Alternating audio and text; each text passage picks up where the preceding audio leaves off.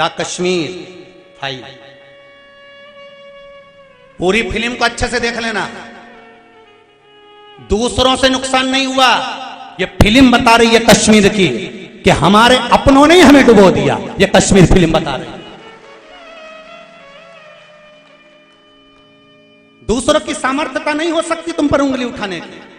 कोई हमारा ही अपना घर फोड़ने वाला होगा जो मिल जाता है और पूरे घर में आग लगवा देता है। ऐसे बहुत मिलेंगे। शंकर जी पे दूध चढ़ाने से क्या होता है? शंकर जी पे पानी चढ़ाने से क्या होता है? काली मिर्ची क्यों चढ़ाना चाहिए? अपने को टांग खींचने के लिए आएंगे। इन्हीं को पहचानना, इन भेरुओं को, इन्हीं भेरुओं को पहचानना और फिर इन पे जोरदार सिंदूर मंगवा के चोला चढ़ाना है। दूसरी जगह नहीं, इनको पहचान। अरे हिंदू है तो हिंदुओं की शान मत जाने दे, राम लल्ला पे तू आंच मत। क्यों बिगड़े भाई?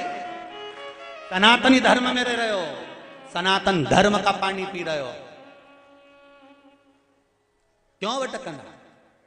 क्यों भटकते? क्या होगा पानी चढ़ाने से? वो तो मलुक कर रहे हैं। मलुक दास बाद में बने। पहले अपने मित्र से कहते हैं शंकर जी के मंदिर क्यों जाता है, राम मंदिर क्यों जाता है, शिव मंदिर क्यों जाता है, भगवान के मंदिर क्यों जाता है? इतने में मित्र ने कहा मैं तो मंदिर जाऊंगा। अरे काम करो, मंदिर जाने से कुछ नहीं होगा, पानी चढ़ाने से कुछ नहीं होगा। तो मलुक कह रहे थे और मित्र कहता है मैं काम भी करता हूं। मैं ये नहीं कहता कि मैं काम नहीं करता, कर्म प्रधान है। काम करो, दिल से करो, पढ़ाई करो, दिल से करो, सत्कर्म करो, दिल से करो, पर उस पर विश्वास कर करना। मलुक ने कहा काम नहीं करेगा तो क्या तेरा भगवान खाने को दे देगा? मित्र ने कह दिया दे देगा। मलुक ने कहा मैं जंगल में जाके बैठ जाऊं तो तेरा भगवान दे देगा खाने के लिए? बिल्कुल दे देगा, जा बैठ। अब ऐसा अड़ी का कहीं का मिल जाए नहीं तो बैठ जा बैठ। और गया मलुक। और अगर भगवान नहीं मिला तो क्या नहीं मिला तो मैं मंदिर जाना छोड़ दूंगा, और मिल गया तो मैं मंदिर जाना चालू कर दूंगा। जा। रोटी खिलाएगा भगवान? बिल्कुल खिलाएगा। कुछ नहीं करना पड़ेगा, बिल्कुल मत कर, तू तो बैठ। मलुक गया जंगल में, एक पेड़ के नीचे बैठ गया। उसको लगा कि पेड़ के नीचे तो कोई आके भिखारी को दान दे जाएगा तो खाना पड़ेगा। एक काम करता हूं, पेड़ के ऊपर चढ़ के बैठ जाता हूं। मलुक पेड़ के ऊपर चढ़ गया और मलुक पेड़ के ऊपर चढ़ के बैठा। इतने में एक किसान 4 रोटी, थोड़ा सा अचार, कांदा बांध के लाया था। रोटी उसने सोचा गाय को यहीं चराना है, रोटी कोई जानवर खा जाएगा, इसलिए उसने पेड़ पे टांग दी। मलुक ने मन में सोचा गजब का भोलेनाथ है इसका, तो रोटी पेड़ पे दे दी, गजब।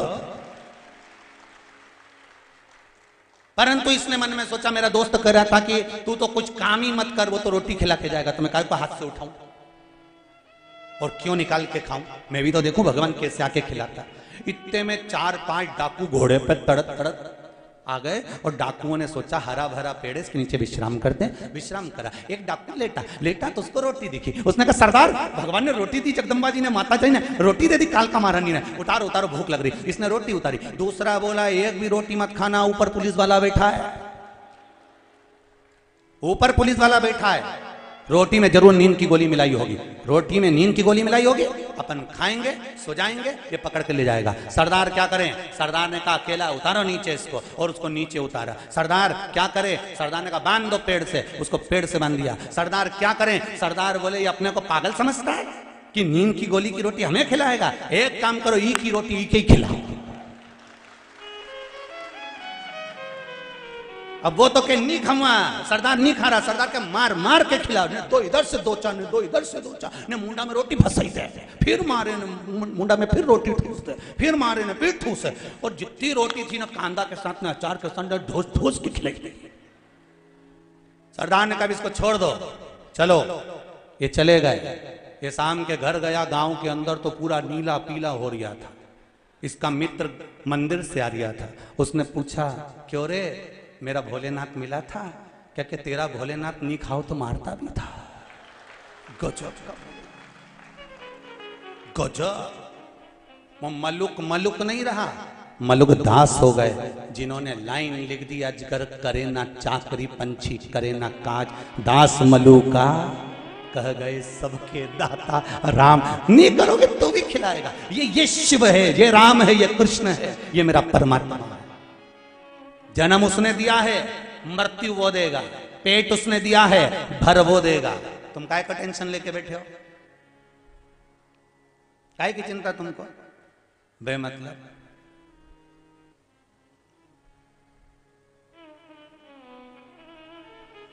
मारा नाना खोई गया, मारा छोरा खोई गया, मारी नानी नहीं दिख रही, मारी नानी ना जाने कहां चले गई, मारी छोरी नहीं दिख रही। अरे इसको देखने आई थी कि नाना नानी देखने आई थी? लाई काय पहन के तोक के, एक के नाना के इनंग से लिए, नानी के इनंग से लिए। अब दोनों 5 मिनट कथा नहीं सुनने दे, नानी दादी दे, दादी दे। इतना बड़ा बैग लाई थी बेचारी, टॉफी भर के लाई, बिस्कुट भर के लाई, पानी की बोतल लाई। कथा तो चालू नहीं, उतने पहले ये दोनों छोरा छोरी सब निपटे ही गया सब। अब क्या दादी दादी दादी के छोड़ बैठा, और दादी भी इंतजार करे जैसे महाराज भजन गाना चालू करें, मन शिव रख मन शिव रख, छोड़ दो कपट मन। अब बेचारी कहीं करे और लिया, मारी नानी नहीं दिख रही, ना नाना नहीं दिख रही, ना छोरी नहीं दिखे, ना छोरा नहीं दिखे। जिसको देखनी है वो तो दिखे।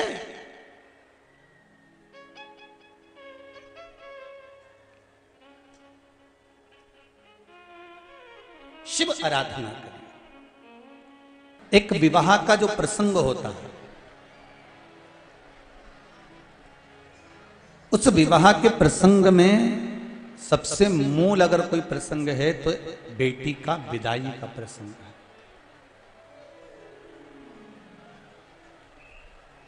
बेटा मां को प्रिय होता है। थोड़ी आवाज बढ़ा दो। बेटा मां को प्रिय होता है और बेटी बाप को प्रिय होती है। कई लोग कहते हैं गुरुजी बेटी की विदाई में सबसे ज्यादा मां रोती है, पर शिव महापुराण की कथा कहती है कि बेटी की विदाई में सबसे ज्यादा पिता रोता है। कौन रोता है? पिता।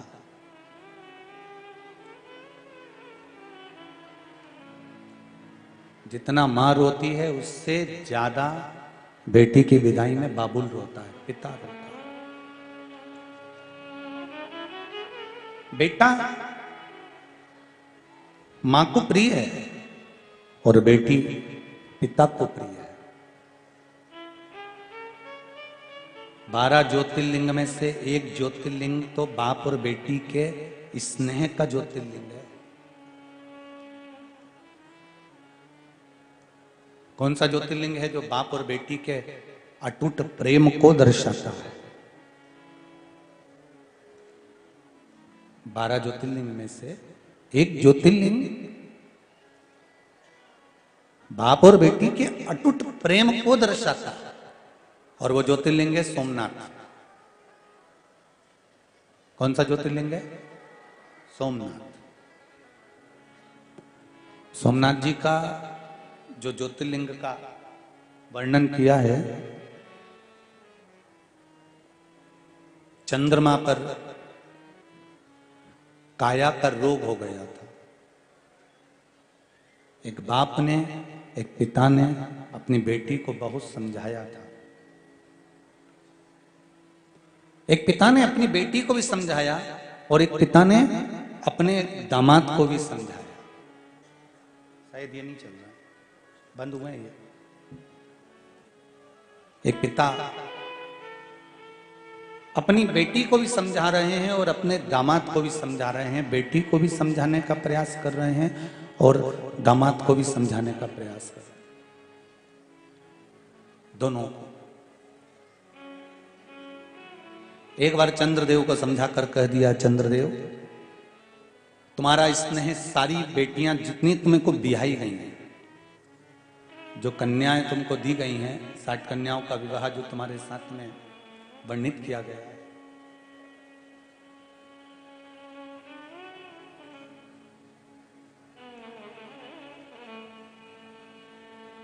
साठ बेटियों का जो जन्म दक्ष प्रजापति के यहां हुआ था, उसमें से कुछ बेटियां जो चंद्रदेव को दी गई थी। खूब समझाया पिता ने, बेटी के जीवन में अगर दुख आता है ना तो सबसे पहले बाप की आंख में आंसू आता है। गाय, बेटी और लक्ष्मी, पैसा, 50 जगह पर जब दो तो 50 बार विचार करना कि देना चाहिए कि नहीं देना चाहिए, किसको दे रहे हो वो भी सोचो।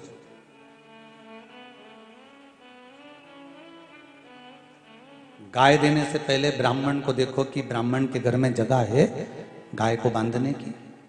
तुमने तो दे दी गौ माता को, वो लेकर गए, जब तक दूध दिया जब तक बांध कर रखी, फिर उसने दूध देना बंद करा, गाय को दूसरी जगह दे दी, क्योंकि बांधने की भी जगह नहीं थी और खिलाने की भी जगह नहीं थी। दूसरी से तीसरी जगह चली गई, तीसरी से चौथी जगह चली गई, जाते जाते जाते जाते जाते जाते वो कसाई के हाथ में पहुंच गई। जब गाय कसाई ने काटा, गाय बद्दुआ किसको दे रही थी? जिसने दान दी थी। ब्राह्मण को बद्दुआ नहीं लगी है जो लेकर गया, तूने संकल्प लिया था। दान करी हुई गाय की आंख में आंसू आता है तो संकल्प देने वाले को रोना पड़ता है। जिस बेटी का तुमने कन्यादान करा है, संकल्प तुमने लिया है, अगर बेटी की आंख में आंसू आता है तो बाप को रोना पड़ता है, कोई दूसरा नहीं रोता।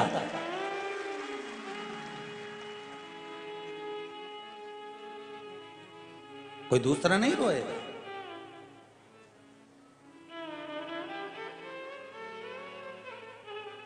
गाय देने से पहले 50 बार विचार करो, जिस ब्राह्मण को दे रहे हैं उसके यहां जगह है, इसको रख सकता है, सेवा करेगा। बेटी देने से पहले 50 बार विचार करो, जिस दामाद के साथ में, जिस लड़के के साथ में बेटी का विवाह कर रहे हो, ये सम्मान करेगा, आदर करेगा, सत्कार करेगा, अच्छे से रखेगा, तो बेटी भी आई। लक्ष्मी देने से पहले विचार करो, जिसके कटोरे में तुम पैसा दे रहे हो, जिस भिखारी के कटोरे में तुम रुपया डाल रहे हो, कहीं ये ले जाकर मदिरा पाने में, मांसाहार में, वैश्यवृत्ति में, कहीं जुए में तो नहीं लगा देगा।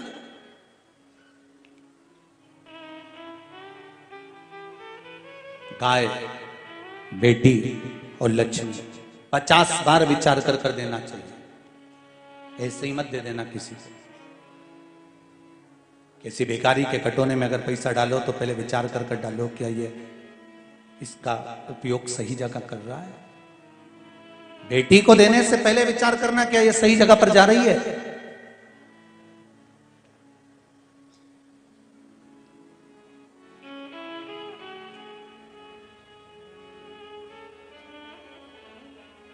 मां बेटी को बाहर पढ़ने भेजने के मन में नहीं रहती कभी भी। कौन? जम के बोलो जरा। मां। मां कभी बेटी को बाहर पढ़ने के लिए भेजना नहीं चाहती, पर बेटी को अच्छा पढ़ता हुआ देखकर एक बाप ऐसा होता है जो अपनी पत्नी को समझाता है कि इसको मैं चाहता हूं इंदौर पढ़ने भेज दूं, इसको मैं रतलाम पढ़ने भेज दूं, इसको मैं पूना पढ़ने भेज दूं, इसको मैं मुंबई भेज दूं, इसको मैं विदेश भेज दूं। केवल एक पिता होता है जो बेटी को पढ़ने के लिए दूसरे नगर में, दूसरे गांव में, दूसरे शहर में भेजता है। सारे घर के लोग एक पिता को समझाते हैं, क्या कर रहे हो, अपनी युवान बेटी को तुम वहां पढ़ने भेज रहे हो। आजकल का माहौल ठीक नहीं है, समझ जाओ। एक बाप को मोहल्ले के लोग, समाज के लोग, घर के लोग, परिवार के लोग एक पिता को बार बार टॉर्चर करते हैं, बार बार समझाते हैं, उसके बाद भी बाप अपनी छाती पर पत्थर रखता है और अपनी बेटी को पढ़ने के लिए भेजता है। वो बाप होता है।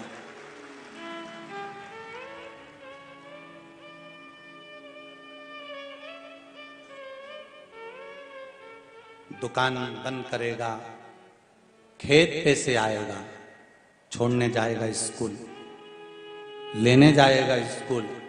जब बेटी पढ़ते पढ़ते पढ़ते पढ़ते कॉलेज में पहुंच जाती है,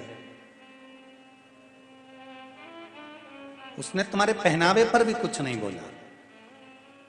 तूने कहा पापा स्कूल जाऊंगी, कॉलेज जाऊंगी, तो क्या मैं जीन्स पहन सकती हूँ, क्या मैं टी शर्ट पहन सकती हूँ? बाप ने कहा मेरी बेटी पर मुझे नाज है, बहन। बाप ने मना भी नहीं करा।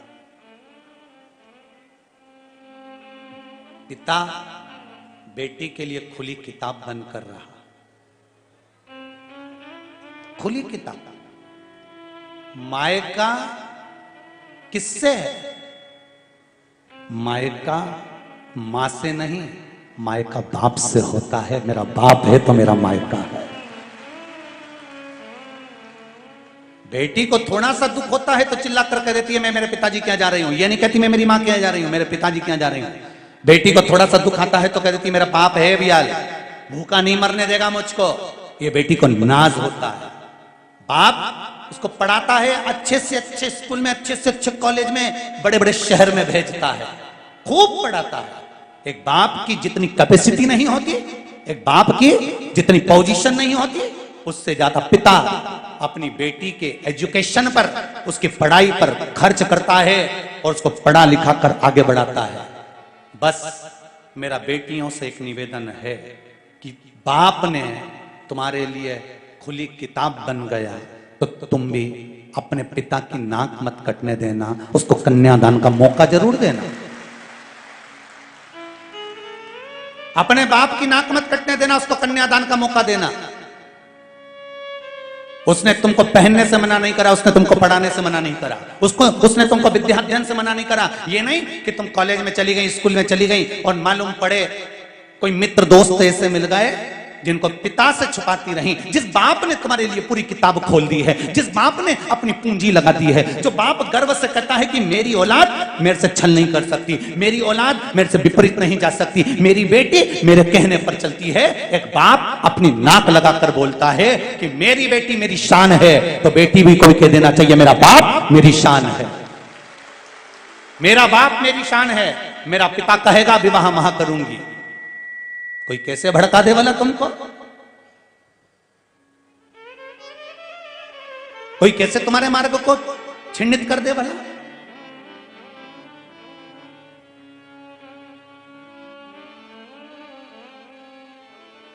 जिसके घर में बेटी का जन्म होता है, मेरी बहनें बैठी हैं, आस्था चैनल पर जितनी माताएं सुन रही हैं, जितने पुरुष वर्ग सुन रहे हैं, जितने फेसबुक और यूट्यूब पर कथा सुनने वाले हैं, उनको भी नमन कर कर कहूंगा।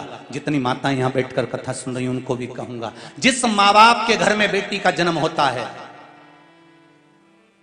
उस बेटी का कन्यादान यदि माता पिता नहीं करते हैं तो 94 तरह का नरक माँ और बाप को भोगना पड़ता है। और उस नरक से बचा सकती है बेटी, उस नरक से बचा सकती है बेटी। बेटी कह दे आपकी और हमारी मित्रता है, आप हमारे दोस्त हो, फ्रेंड हो, हमारे दोस्त बनकर रही है, पर विवाह का निर्णय तो मेरा पिता ही रहेगा और मेरी माँ की गोद में बैठ खेली हूं, मेरी माँ ही निर्णय करेगी कि मुझे शादी कहां करना है। मेरे जीवन का पहलू मेरे माता पिता निश्चित करेंगे। आज के जमाने में नया नया प्रलोभन देकर, खूब बॉडी शॉडी बनाकर दूसरे धर्म के लोग भी आपको लुभाने का प्रयास करेंगे, पर हिम्मत आप में होना चाहिए कि डोल कैसे जाओ। हिम्मत आप में होना चाहिए कि कैसे डिग जाए बोला।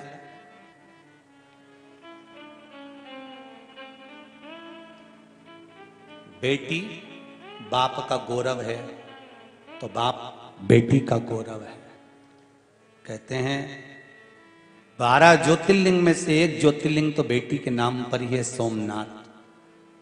जब समझाया चंद्रदेव को, चंद्रदेव तुम मेरी बेटियों का ध्यान रखो, पर ध्यान नहीं दे पाते थे, गुस्सा आ गया। एक बार दामाद को समझाया, एक बार बुला के समझाया कि देख बेटी तेरे साथ भी आई है, ऐसी हरकत मत कर, सम्मान दे बेटी का, आदर कर बेटी का, सत्कार कर बेटी का। जो अपना घर छोड़कर चली जाती है, पति को चाहिए उसका आदर करे, उसका सम्मान करे।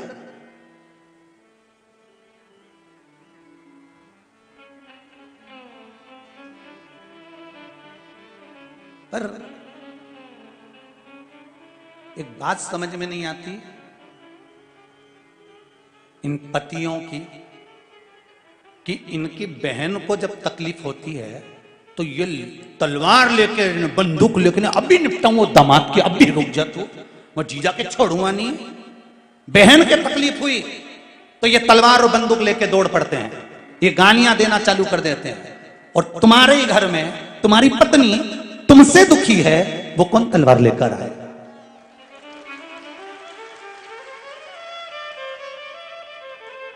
अरे ओ भेरू, बिना सिंदूर का थोड़ी समझदारी लाइए अपनी बुद्धि में। अपनी बहन को जब हम दूसरे के घर में दुखी नहीं देख सकते तो दूसरा व्यक्ति भी अपनी बहन को तुम्हारे घर में दुखी नहीं देख सकता।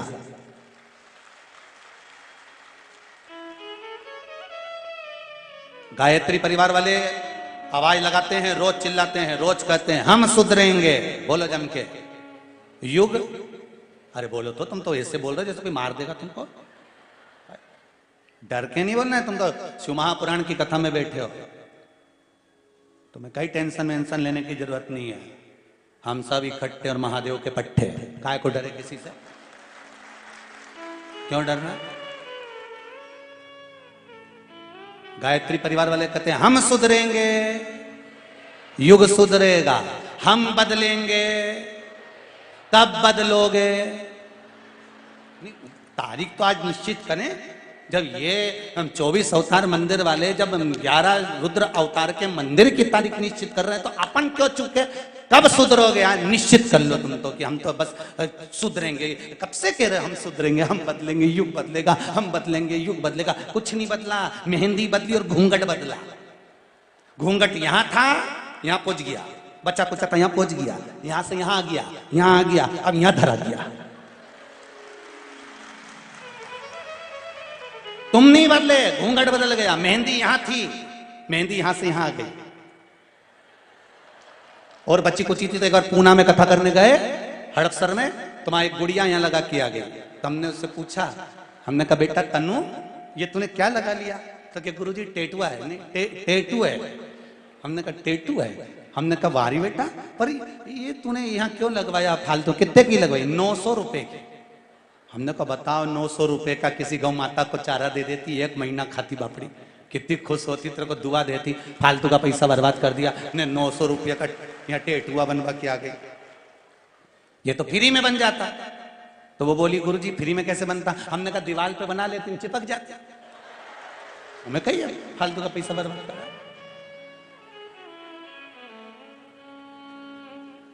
बदलो, हम सुधरेंगे। वो बोलो तो बोलो, बोलो जरा। अरे भाई शिव महापुराण में पार्वती खंड के अंदर लिखा है जब व्यक्ति का स्वभाव व्यक्ति से ही ठीक नहीं है तो महादेव से कैसे ठीक होगा? विचार तो करो। आपका स्वभाव आपके मोहल्ले में ही ठीक नहीं है, आपका स्वभाव आपके मित्रों से ठीक नहीं है, आपका स्वभाव आपकी पत्नी से ठीक नहीं है, आपका स्वभाव आपकी जेठानी से ठीक नहीं है, आपका स्वभाव आपके सास ससुर से ठीक नहीं है, आपका स्वभाव अड़ोसी पड़ोसी से ठीक नहीं है, आपका स्वभाव आपके रिश्तेदारों से ठीक नहीं है। और विचार करके बैठी है कि मैं भगवान को रिझा लूंगी, भगवान को रिझा लूंगी। भगवान भी सोचे पहले पड़ोसी को तो रिझा ले, घर में सास रूठी पड़ी उनको तो रिझा। देवरानी जेठानी दिन भर लड़ती फिरो और भगवान शंकर का पशुपति व्रत करो कि महाराज ये काम हो जाना। भगवान भगवान भगवान भी बोले कहां से आ गई जगदम्बा, घरे चली जा। काय आई?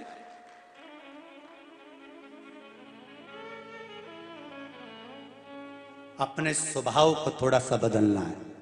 कौन सी तारीख लिखूं कागज पे कि तुम आपसे बदलोगे? हम बदलेंगे, हम सुधरेंगे। का आज की पक्का? पड़ोसन कितनी भी गाली दे अपने नहीं बोलना, बस चोटी कर लेना, पर बोलना नहीं अपने। हो बोलना, कोई कितना ही बोले नहीं, आग लगे बस्ती में, अपन रहे हो मस्ती में, क्या किसको रोइए चादर ताड़ के सोइए। अपने कई करना है साहब, बताओ ये ऐसा बोल रही, वो ऐसा बोल रहा। अपन तो बढ़िया, जो जितना आड़ा टेढ़ा बोले नहीं उतनी तुम खजूर वाली चोटी करके ना, बिंदी बिंदी लगाई के ना, तुम भगवान का मंदिर जाओ, ओके और आग लगाओ, जलती रहे। आग लगे बस्ती में, अपन तो जाओ भगवान शिव का भजन करो, कीर्तन करो, नाम जाप करो, थोड़ा सा बदल लो बस, तुम्हें ज्यादा नहीं बदलना है, थोड़ा सा। तुम सब बहुत जोरदार हो, एकदम चकाचक, जितना बैठे उन्हीं कथा में एक भी गड़बड़ नहीं हो, सब जोरदार और सब दमदार। दमदारी है तब तो तुम इतनी आगे खसक खसक के कुछ के बैठी नहीं बैठ सको, तो तुम दमदार तो तुम हो और जोरदार भी हो, बस तुम्हें थोड़ा सा बदलना है। बदलना क्या है कि हम हमारे धर्म को, हम हमारी संस्कृति को, हम हमारे संस्कारों को, हम हमारी सभ्यता को आंच नहीं आने देंगे, इसको ऊपर तक लेकर जाएंगे, बस यही है। श्री शिवाय। शिव महापुराण में जब भी यह मंत्र आए, अपने हृदय की बात शिव से जरूर कहिए। श्री शिवाय नमस्तुभ्यं, श्री शिवाय नमस्तुभ्यं, श्री शिवाय नमस्तुभ्यं। शिव से कहिए।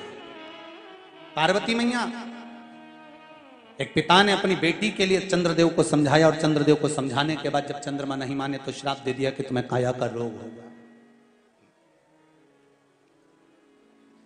बेटी अगर दुखी होती है तो बाप का भी हृदय रोता है। पिता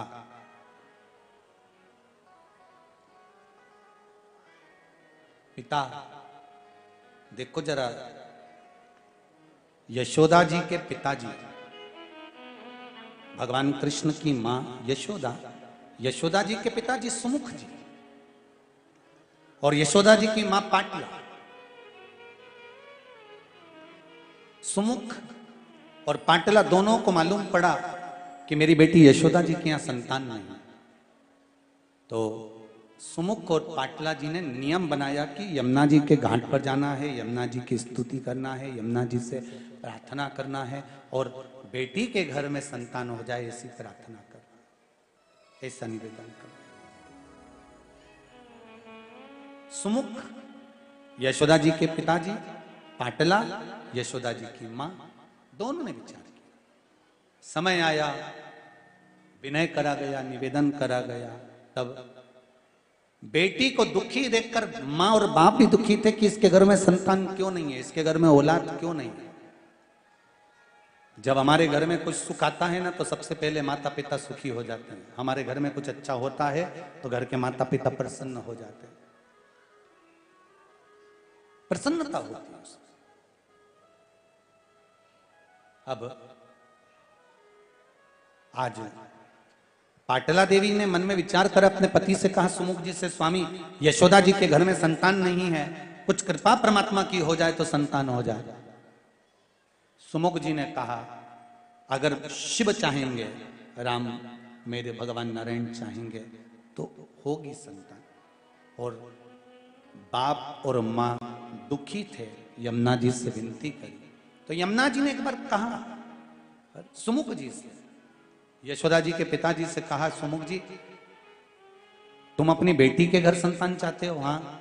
कभी तुमने ये नहीं कहा कि मेरे बेटे के घर संतान हो जाए? सुमुख जी कहते हैं, यमुना मैया जब मैं अपनी बेटी के घर के लिए कुछ मांगूंगा तो ये मुझे विश्वास है कि मेरे घर में तो खुद अपने आप संपदा बढ़कर चढ़कर चली आती है। खुद शिव महापुराण में पहले कहा है, 3 को देने से कभी नहीं घटता। पहला बहन बेटी को देने से नहीं घटता, दूसरा गौमाता को देने से नहीं घटता और तीसरा संत और ब्राह्मण को देने से नहीं घटता। इनको देने से कभी नहीं घटेगा। आपके घर में बहन बेटी आए, आप कुछ निकाल कर उनको दे रहे हो तो समझ लेना तुम्हारे सामने कोई काल आने वाला था, वो टल रहा है, इसलिए बहन बेटी अचानक तुम्हारी आ गई, उसको निकाल कर कुछ दे दीजिए। गौ माता तुम्हारे दरवाजे पर आ जाए, एक बार तुमने रोटी दे दी, हो सकता है वो दूसरी बार भी आ सकती है, तीसरी बार भी आ सकती है, तो उसको भगाना नहीं है, आधा रोटी का टुकड़ा और दे दीजिए उसको, कुछ नहीं घटेगा। हो सकता है आज तुम्हारे यहाँ कोई काल आने वाला था, इसलिए गौ माता आकर खड़ी हो गई है। संत ब्राह्मण अचानक आपके दरवाजे पर आकर खड़े हो जाएं, आप उनसे निवेदन करो, संत ब्राह्मण को 1 गिलास पानी पिला दो, कुछ बन सके तो मुख मीठा करा दो। संत ब्राह्मण अगर तुम्हारे दरवाजे पर पहुंचे हैं तो कुछ देने का प्रयास करना। इनको देने से कभी घटता नहीं है। ब्राह्मण को देने से, संत को देने से, गौ माता को देने से, बहन बेटी को देने से कभी नहीं घटेगा, बढ़ेगा, घटने वाला नहीं। ये बढ़ता है।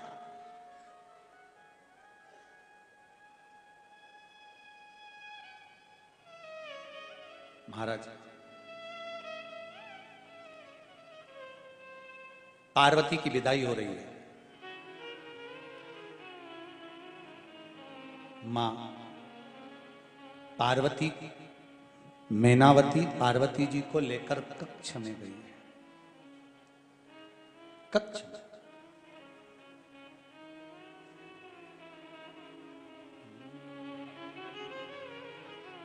बाबुल भी रोए, बेटी भी रोए, माँ के कलेजे के टुकड़े रोए, कैसा जुल्म है हाय हर जाई, कोई जन्म दे कोई ले जाए, बाबुल भी रोए, बेटी भी रोए, माँ के कलेजे के टुकड़े। बड़ा विचित्र संसार। लोग कहते हैं बेटी की विदाई में मां रोती है। शिव महापुराण की कथा कहती है कि बेटी की विदाई में जितना बाप रोता है उतना कोई नहीं रोता। आती है तो उसकी चित्तवृत्ति में ये ज्ञात होना चाहिए कि किसने भोजन कर लिया और किसने नहीं करा।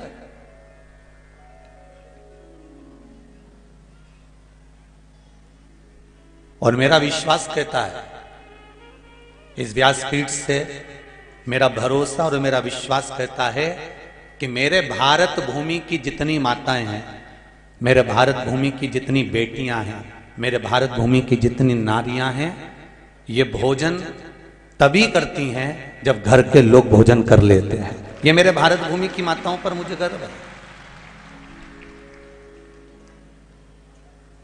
और बिना पूछे ये भोजन करती भी नहीं। आपने कर लिया क्या? आपने किया कि नहीं करा? मां, आप भोजन करी कि नहीं करी? चाची जी ने भोजन करा कि नहीं करा? काका जी भोजन करे कि नहीं करे? नानी ने भोजन करा कि नहीं करा? ये बालक ने भोजन करा?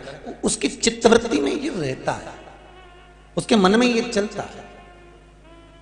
और इसका प्रत्यक्ष उदाहरण ये शिव महापुराण की कथा है कि माता पार्वती जी शंकर जी को भोजन करा रही और इतने में शिव जी को भोजन कराते कराते आकड़िया की रोटी बनाई, काकड़िया की साग, और पर से माता पार्वती जी पावे भोलानाथ मन शिव रटोरे, छोड़ दो कपट मन शिव रटोरे। आकड़े की रोटी बना ली, काकड़िया की सब्जी बना ली, पार्वती मैया शिव जी को भोजन करा रही हैं। शंकर भगवान ने रोटी का पहला ग्रास तोड़ा है और ग्रास को तोड़कर मेरे भोलेनाथ जी ने मुख में लिया है। रोटी का पहला ग्रास तोड़कर मेरे शंकर भगवान ने, मेरे ओगड़दानी ने, मेरे त्रिकालदर्शी ने, मेरे कैलाशी, मेरे अविनाशी ने अपने मुख में लिया।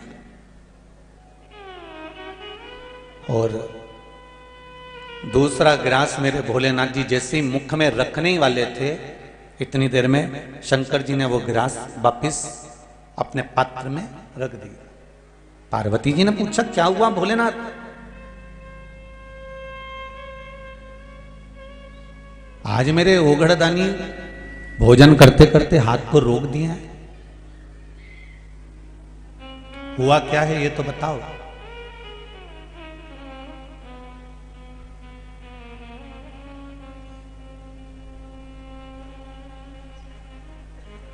करा क्या जाए?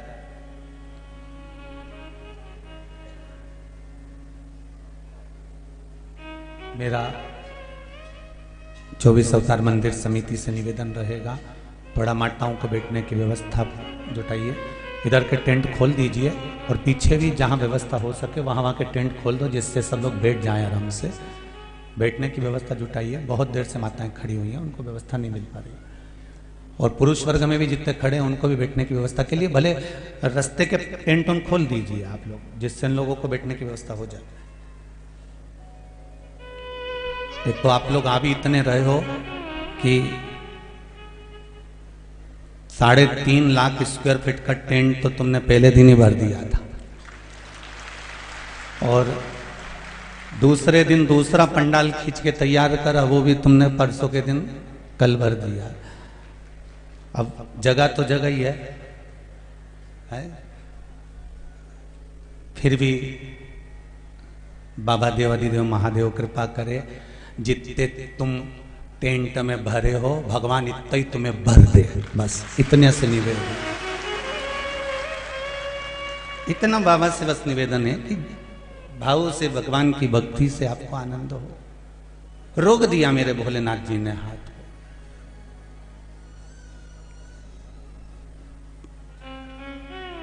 और मेरे शिव जी ने जब अपने हाथ को रोका तो पार्वती जी ने पूछ लिया, आज मेरे शंभु, आज मेरे त्रिकालदर्शी, आज मेरे कैलाशी अविनाशी शंकर, क्या बात है जो भोजन को हाथ रोक देते हैं?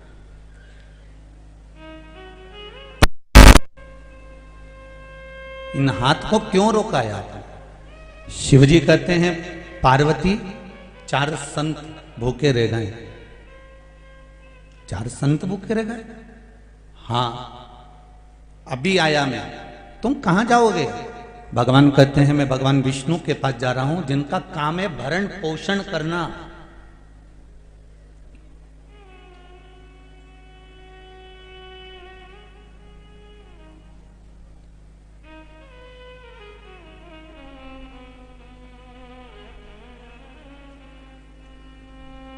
जिनका एक ही काम है कि संपूर्ण ब्रह्मांड में, चाहे वो जलचर हो, चाहे वो थलचर हो, चाहे वो वायुचर हो, किसी रूप में अगर उसका जन्म हुआ है तो उसको पेट भरने की जवाबदारी भगवान विष्णु की है।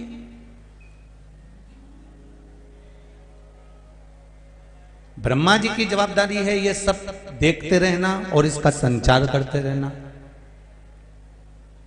और भगवान शिव की जवाबदारी है समय समय पर संहार करना और समय समय पर जिसको जो चीज लगती हो वो उसे प्रदान करना। संसार के किसी लेख को, व्यक्ति के भाग्य को, संसार के लेख को, तुम्हारे कर्म में कितना दुख लिखा है, कितनी तकलीफ लिखी है, कितना कष्ट लिखा है, इसको अगर पलटने की जवाबदारी किसी की है तो वो देवादिदेव महादेव की है कि कब पलट देना।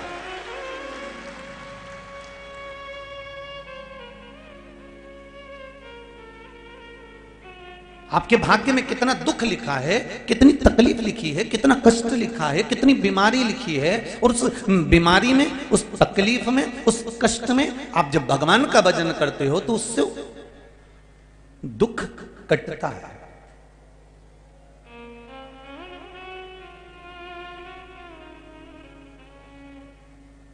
महाराज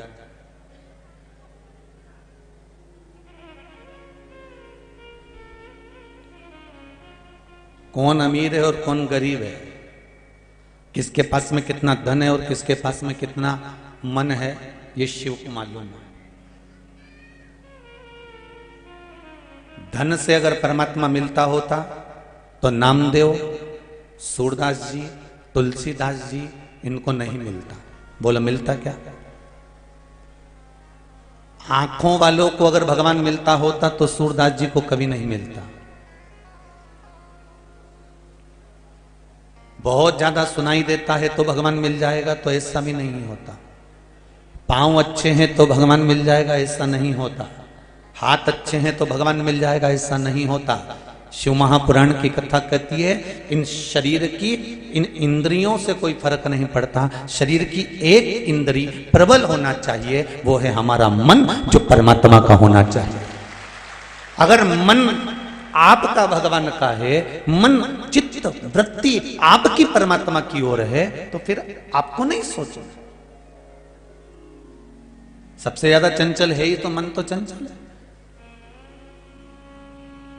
ये मन बड़ा चंचल है, कैसे तेरा भजन करूं, जितना इसे समझाऊं उतना ही मचलता है।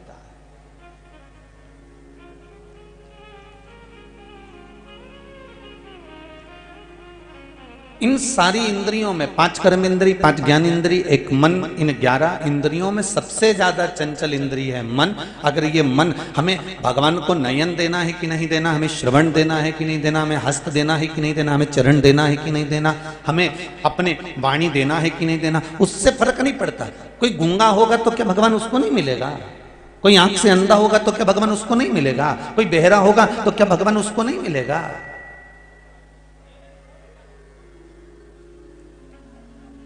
एक बेहरे की भी कथा आती है।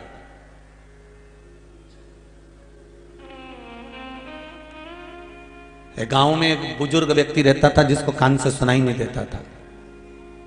कथा में सबसे आगे जाके बैठता था। ये देखिए मेरा हिंदू धर्म, ये देखिए मेरा सनातन धर्म। किसको कहते हैं सनातनी, उसको समझने की ये शिव महापुराण की कथा है। बेहरा है। पंडित जी को नहीं मालूम कि कथा सुनने जो बैठे हैं उसमें बेहरा भी बैठा हुआ है।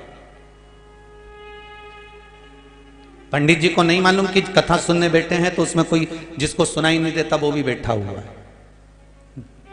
बहरा, उसको कुछ भी नहीं सुनाई देता, पर कथा में सबसे आगे जाकर बैठता था। एक दिन गांव के लोगों ने हंसी उड़ा दी पंडित जी की। अब लोगों की तो आदत पड़ी है, पंडित जी की हंसी उड़ाकर कहा, ओ महाराज, ओ महाराज, तुम प्रवचन दे रहे हो, सबको समझ में आ रहा है, पर सबसे आगे जो बैठा है ना, ये तो बेहरा है, इसको सुनाई नहीं देता। महाराज जी ने उस बेहरे को बुलवाया जो कान से सुन नहीं पाता था। महाराज जी ने हाथ जोड़कर पूछा, बाबूजी, दादाजी, पिताजी, एक बात पूछूं आपसे? अब उसको सुनाई नहीं दे रहा है। उसने कहा, एक बात पूछूं आपसे? सुन नहीं पा रहा। वो कहता है, मुझे सुनाई नहीं देता।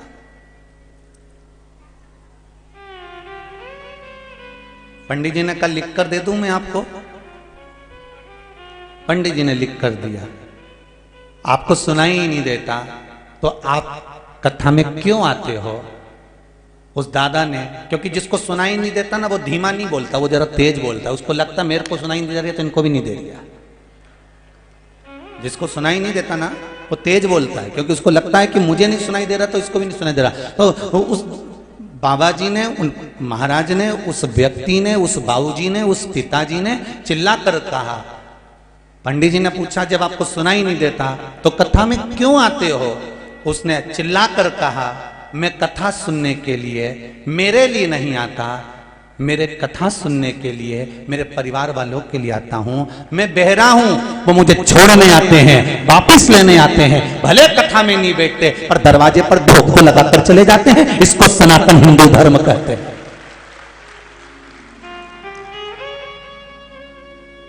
मेरा बेटा कथा में नहीं आता, मेरी बहू कथा में नहीं आती, मेरी पत्नी कथा में नहीं आती, मेरे रिश्तेदार कथा में नहीं आते, पर मैं आता हूं क्योंकि मुझे बहरा हूं, सुनाई नहीं देगा तो छोड़ने आना पड़ेगा और लेने भी आना पड़ेगा। कम से कम आने और जाने के समय पर मुझे जब लेने आएंगे, छोड़ने आएंगे, तो शिव महापुराण का, राम कथा का, भागवत कथा का मात्र उसके चरण की रज तो मिल जाएगी, उतना भी बहुत।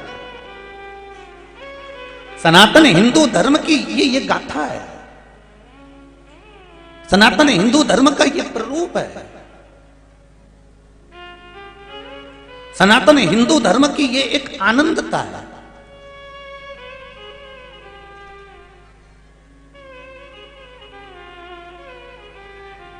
बाबा,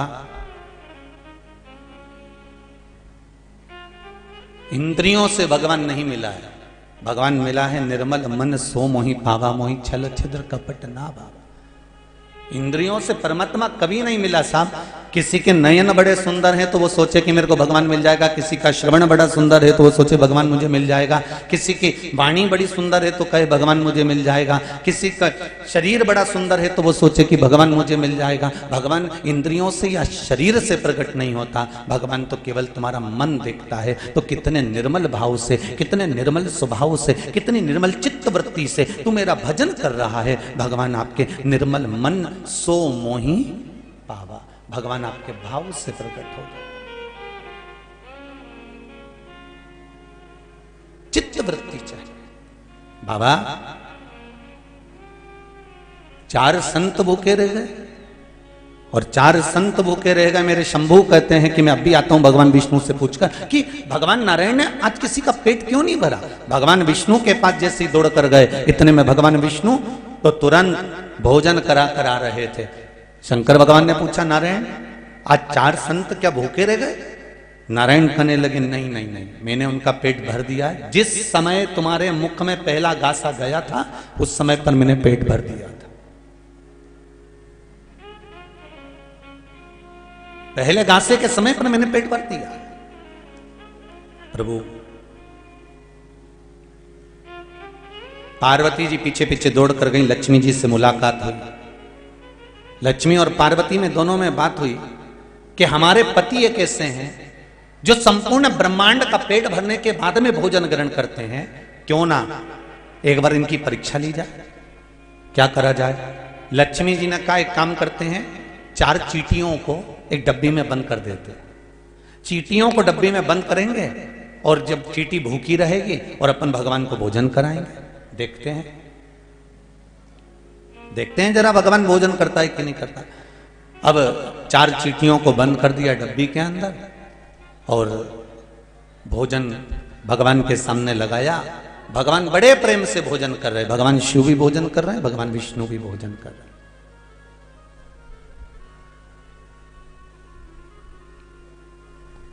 लक्ष्मी जी ने नारायण भगवान से कहा और पार्वती जी ने शिव जी से कहा, प्रभु धन्य आप, 4 मृत्यु लोक के जीव भूखे पड़े हैं और आपने भोजन कर लिया।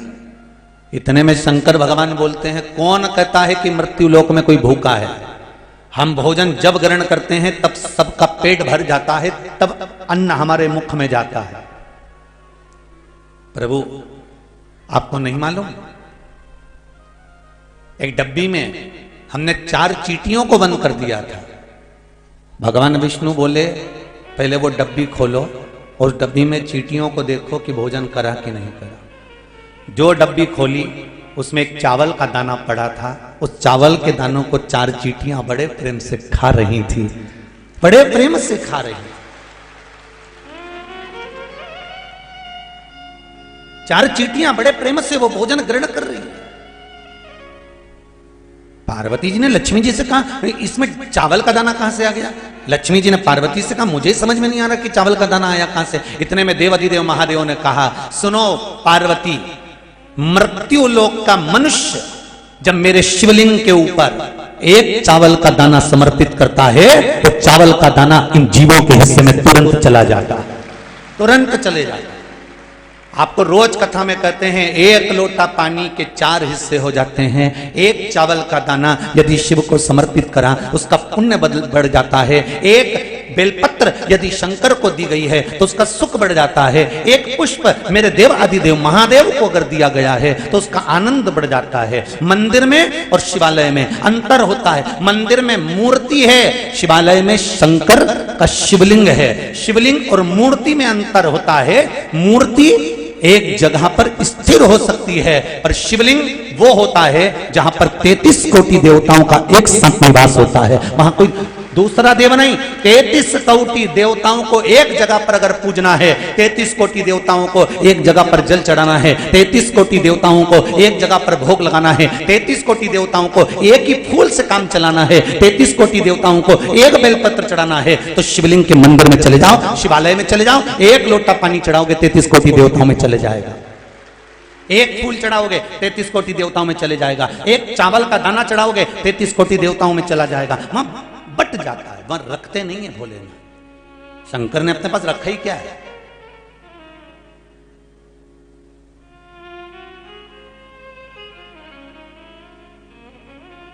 शिव अपने पास में क्या रखा है?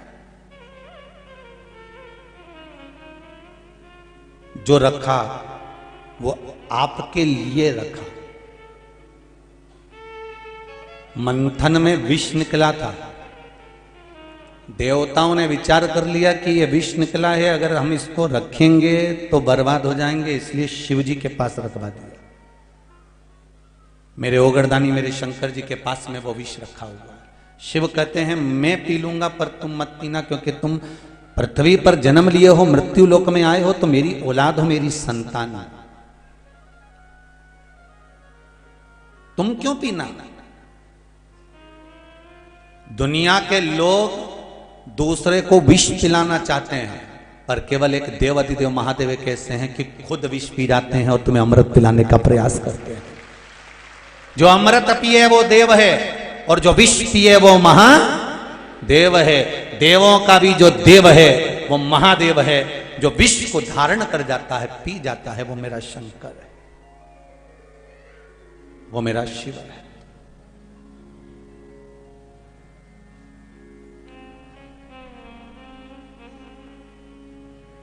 हम दूसरे को हमेशा विष ही देते हैं, अमृत तो हम खुद पीते हैं। इसीलिए तो शिव महापुराण में प्रसाद नहीं बंटता। शिव महापुराण की कथा होती है, इसमें प्रसाद की कहीं महत्वता नहीं कि प्रसाद बांटो। यहां तो बेलपत्री बांटने का नियम है, पर प्रसाद का महत्व नहीं, क्योंकि आदत होती है लोगों की। वो कहते हैं ना, सबसे ज्यादा नरक में कौन जाता है, सबसे ज्यादा नरक में कौन गिरता है, सबसे ज्यादा नरक किसको भोगना पड़ता है? तो शिव महापुराण की विद्येश्वर संहिता कहती है, जो प्रसाद बांटता है नरक उसको भोगना पड़ता है। बहुत ध्यान देना महाराज जी, नहीं तो तुम बाद में यहां से जाते जाते कहोगे कि सियोर वाला महाराज ताड़ी खड़ी कथा बचता है। क्योंकि तुम जितने बैठे हो ना, तुम्हें प्रसाद बांटने का बहुत शौक है। ईमानदारी की बात करी जी हो, जितने यहां बैठे हो ना, और जितने आस्था चैनल पे कथा सुन रहे हो, जितने फेसबुक यूट्यूब पर सुन रहे हो, सबको प्रसाद बांटने का शौक है। पर शिव महापुराण की कथा कहती है, सबसे ज्यादा नरक में कौन जाता है? तो क्या प्रसाद बांटने वाला जाता है। सबसे ज्यादा नरक किसको भोगना पड़ता है? तो क्या प्रसाद बांटने वाले को भोगना पड़ता है। तो प्रसाद बांटने वाले को नरक क्यों भोगना पड़ता है? तो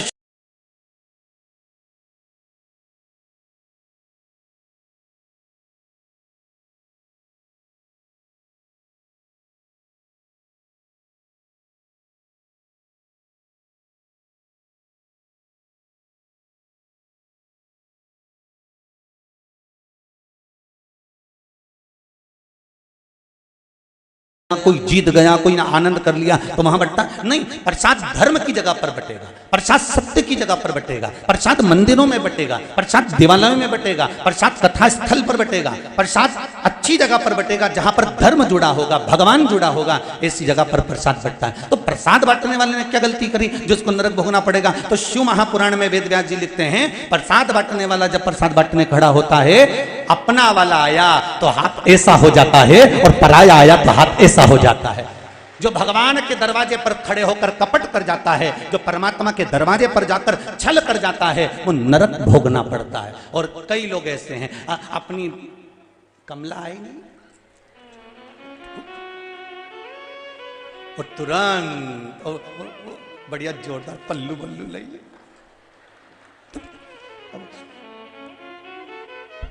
शिव महापुराण की कथा तो यहां तक कहती है, तुम्हारी पत्नी भी अगर तुम्हारे सामने खड़ी हो, तुम्हारे सामने अगर खड़ी हो, तो राजा हरिश्चंद्र जैसा निर्णय करना कि राजा हरिश्चंद्र का बेटा मृत्यु हो गई, शमशान में लाश लेकर आई थी धर्मपत्नी, और राजा हरिश्चंद्र कहते हैं, कर तो देना पड़ेगा रानी, कर दोगे तो अंतिम संस्कार करने दूंगा। रानी कहती है तुम्हारा पुत्र है, राजा कहता है पुत्र था घर में, पर अभी तो मैं जिस स्थान पर बैठा हूं, मुझे जो कार्य सौंपा गया है वो मुझे करना पड़ेगा, इसलिए इसको जलाने के लिए, अंतिम संस्कार करने के लिए तुम्हें कर देना पड़ेगा।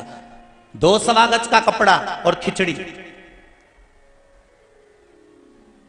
राजा हरिश्चंद्र जैसा निर्णय चाहिए आपका।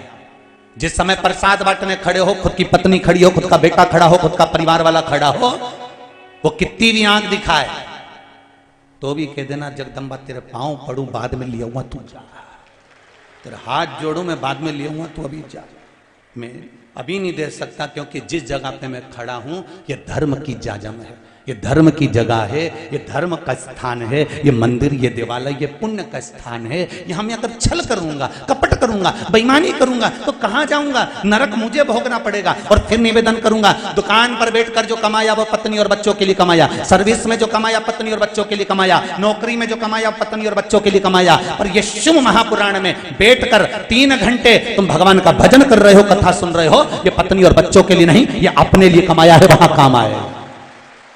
ये कोई दूसरी जगह काम आने वाला नहीं है। तुरंत जैसे ही व्यक्ति मरता है और मरते ही बीमे की फाइल तैयार मिलती है, बीमे की फाइल तैयार।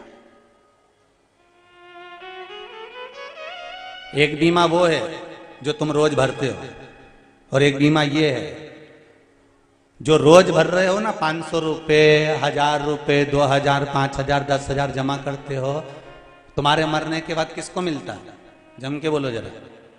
बीमा तुमने जमा करा, पैसे तुम जमा करे, कमा कमा के तुम मर गए, और तुम्हारे निपटते से ही बीमा मिल रहा पत्नी को, बीमा मिल रहा बेटा को, पत्नी मरी तो उसका बीमा मिल रहा पति को। तुम जोड़ जोड़ के मर गए और बीमा दूसरे को मिलता है। शिव महापुराण का वो बीमा है जो तुम कथा श्रवण कर रहे हो, भजन कर रहे हो, श्री शिवाय नमस्तुभ्यम कह रहे हो, जो शंकर को 1 लोटा पानी चढ़ा रहे हो, शिव का स्मरण कर रहे हो, पशुपति व्रत कर रहे हो, ये वो बीमा है जो तुम खुद के लिए कर रहे हो। इसका रकम तुम्हारे मरने के बाद पत्नी और बच्चों को नहीं मिलेगी। जैसे ही प्राण छूटेंगे यमराज फाइल लेकर तैयार मिलेगा और वैकुंठ का रास्ता खोल देगा। ये वो बीमा है, और ये साधारण बीमा नहीं है महाराज।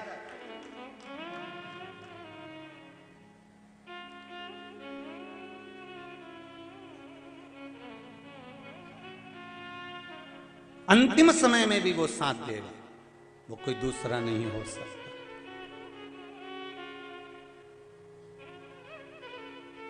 मैंने तेरे ही भरोसे बाबा, तेरे ही भरोसे हवा बिच उड़ती जावांगी बाबा, डोर हथो छड़ी ना में कटी जावांगी, भोले मैं तेरी पतंग, शंभो मैं तेरी पतंग, हवा बिच उड़ती जावांगी बाबा, डोर हथो छड़ी ना में कटी जावांगी। उसने दिया है। एक ज्यादा पत्र तो हमने पढ़े नहीं है, थोड़े ही पढ़े हैं।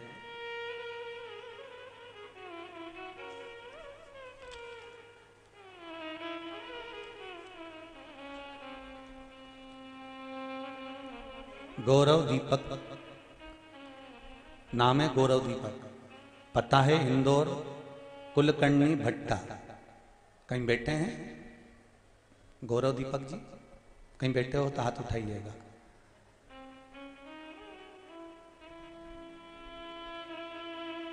गौरव दीपक जी हाथ उठाइए, कहीं बैठे हो तो। आप ही हैं बेटा? गुरुदेव, पशुपति व्रत करने का फायदा। मैंने भोलेनाथ से विनती करी थी, मेरी मम्मी की तबीयत ठीक नहीं थी, स्वास्थ्य बहुत ज्यादा खराब हो गया था, डॉक्टरों ने तकलीफ बता दी थी। पशुपति व्रत करना प्रारंभ करा और बाबा की ऐसी कृपा हुई कि हमारी माता जी अब ठीक हो गई हैं। देवाधिदेव महादेव, धन्यवाद बेटा, आपने अपनी माता के लिए कुछ तो करा।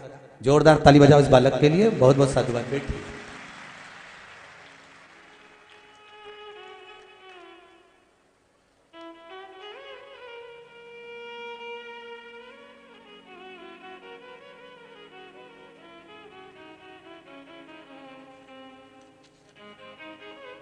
Gayatri Birla, Pitampura Indus town colony से आई हैं। कहीं बैठी हो तो हाथ हिलाइए, हाथ उठाइएगा।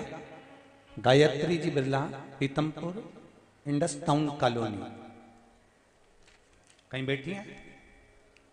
बैठी हो तो हाथ उठाइएगा जरा और हाथ हिला दीजिएगा। श्री शिवाय उधर है क्या? हाथ हिलाओ एक बार इस तरह से। दिख गए। श्री शिवाय नमस्तुभ्यम। ये दूसरे नंबर के बेल्ट में है बेटा, शिव पुरुषों के बारे में आखिरी का बेल्ट। 3 ब्लॉक पूरे होने के बाद चौथे ब्लॉक पर पत्र में लिखा है, गुरुदेव, पशुपतिनाथ व्रत का करने से लाभ क्या हुआ है उसका मैं वर्णन करना चाहती हूं। मेरे गर्दन की 2 नस जो 20 साल से चिपकी हुई थी, बाबा देवादिदेव महादेव की कृपा से शिव शंकर ने ऐसी करुणा कर दी कि मेरी दोनों नस ठीक हो गई हैं और बाबा ने मेरी गर्दन ठीक कर दी है। एक वर्णन और करना चाहती हूं गुरुदेव, मेरी बीपी की गोली बंद करा दी मेरे देवादिदेव महादेव ने, और घुटनों का जो दर्द था वो अब बिल्कुल बंद हो गया है। मेरे हाथों में इतनी बीमारी थी गुरुदेव, मेरे हाथों में जगह जगह पर गठान हो गई थी। डॉक्टर ने ऑपरेशन का बोल दिया था, पर बाबा ने ऐसी कृपा करी कि गुरुदेव शिव महापुराण के उपाय करे और बिना ऑपरेशन के सारी गठाने गल चुकी हैं। अब मैं पूर्ण तरह से ठीक हो चुकी हूं। ये पत्र बहन लिख रही। कई लोगों का मन था कि गुरुजी आस्था चैनल पे भी आप जो पत्र पढ़ते हो वो दिखे, इसलिए आस्था चैनल वालों के लिए एक जोरदार ताली बजाओ कि पूरे पत्र वो आस्था पर पढ़ा रहे हैं। आज जितने भी पत्र यहाँ आते हैं वो आस्था चैनल पर भी पढ़ाए जाते हैं, जिससे बाहर बैठे हुए भक्त भी इस पत्र को पढ़ सकें कि कहीं सियोर वाला महाराज कहीं बना बना के तो नहीं बोली दिया है? तो ये पत्र है। आपका विश्वास, बैठो बहन, बैठ जाओ। श्री शिवाय नमस्ते बहन, बैठ। आप शिव को अगर रिझा रहे हो, आप शंकर को अगर एक लोटा पानी भी चढ़ा रहे हो, आप शंकर का गुणगान भी कर रहे हो, खाली नहीं जाना है। फिर सुन लो, जितने लोग जहां जहां से आए हो, 3 घंटा आपने जो देवादिदेव महादेव को यहां दिया है ना, जिंदगी भर जो तुमने कराया, जो भी कुछ तुमने अपनी उम्र निकाली है, कोई 40 साल का हो गया, कोई 50 साल का हो गया, कोई 60 साल का हो गया, कोई 20 साल का हो गया, कोई 30 साल का हो गया, जितनी उम्र तुमने निकाल दी, उस सारी उम्र में तुम 2 साल से 3 साल से 4 साल से जो शंकर की शिव पुराण को सुनकर शंकर की पूजन में लगे हो, तुम्हारी सही उम्र तो अब चालू हुई है कि तुमने उम्र का सदुपयोग करा। अपनी उम्र का सदुपयोग करना अब प्रारंभ करा।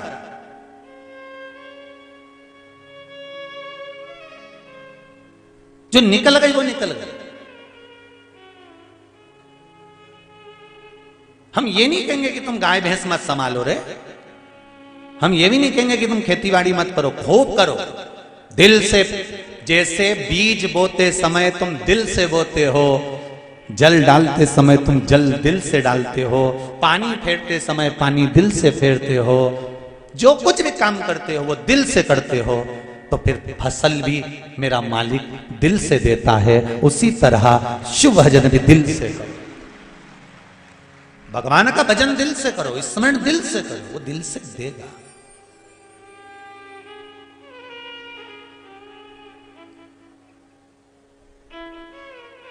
शंभो शरणे पड़ी मांगू घड़ी रे घड़ी, दुख काटो दया करी ने दर्शन आपो। अब हृदय चित्त से शिव को रिझाओ। एक चावल का दाना पार्वती जब कोई शिवलिंग पर समर्पित करता है, शिव जी कहते हैं उस चावल के दाने को मैं जीवों के उद्धार के लिए दे देता हूं, जीवों के उद्धार के लिए। सुनो पार्वती, डब्बी में चावल का दाना कैसे आया? जब तुमने मुझे प्रणाम करा, तुम्हारे मस्तक पर चावल का दाना लग गया, डब्बी बंद करते समय वो चावल का दाना उसमें गिर गया और इन चींटियों को प्राप्त हो गया। क्या चिंता करना? एक लाइन आती है बड़ी सुंदर, अजगर करे ना चाकरी, पंछी करे ना काज, और दास मलू का कह गए सबके दाता। जम के तो बोलो राम। ये कहावत लोग कहते रहते हैं, ये कविते लोग कहते रहते हैं, उसका कारण क्या है? जिसको दास मलूक कहा गया वो केवल दास नहीं था, वो उसका नाम मलूक था। दो मित्र थे, एक मलूक और एक उसका मित्र। जो मित्र था वो मंदिर जाया करता था, भगवान का भजन करने जाता था, भगवान की पूजन करने जाता था, शिव मंदिर में रोज जल चढ़ाने जाता था, शंकर की आराधना करने जाता था, भगवान राम के मंदिर पहुंच जाता था। कई गांव में, हमारे भी गांव में, यहाँ देपालपुर में भी कई ऐसे होंगे, बेटमा में भी ऐसे होंगे, कई गांवों में लोग ऐसे होते हैं, हमारे सीहोर में भी कई लोग ऐसे हैं जिनका काम है रोज 5-10 मंदिर के अगर दर्शन निकल ले तब तक उनका पेट नहीं भरा। तो अपने गांव में भी ऐसा होगा, 2-4 मंदिर तो जाता ही होगा। पर गुरु महाराज ने तो सारा झंझट ही मिटाई दिया, एक ही जगह पे सारा देवताओं के लाके धर दिया कि तुम्हें कहीं जाने की जरूरत नहीं है, एक ही जगह पर प्रणाम कर लो। 24 अवतार मंदिर में, यहाँ 11 रुद्र मंदिर में, जहां एक ही जगह पर। गुरु महाराज ने तुम्हारी अच्छी सोची, ये कहीं नहीं भटकना अपना।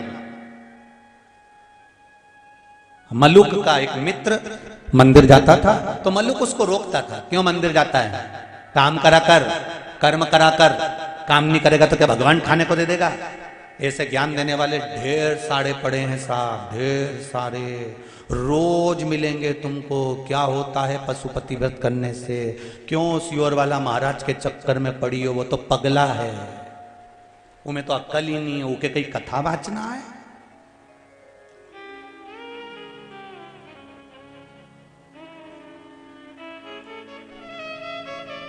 शिव पुराण तो बहुत कम बोले ना, फालतू की बात ज्यादा करे, उन्हें कई अक्ल।